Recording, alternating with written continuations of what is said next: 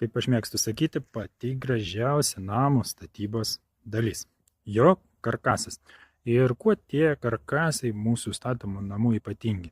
Tai visų pirma, bet kurį objektą atvažiavus, aš iš karto galiu pasakyti, ar tai profesionali brigada stato, ar mėgėjai. Galim apeit pasižiūrėti, kuo išsiskiria gerai pastatyti karkasai.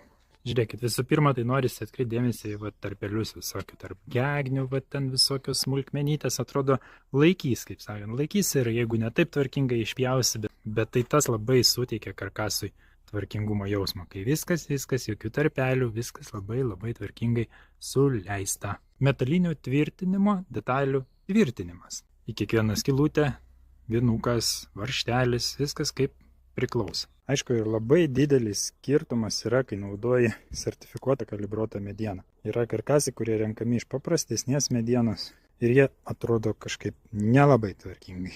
Pavyzdžiui, kaip šalia renkamas karkasas. Nors negražu tai rodyti, bet taip jau yra.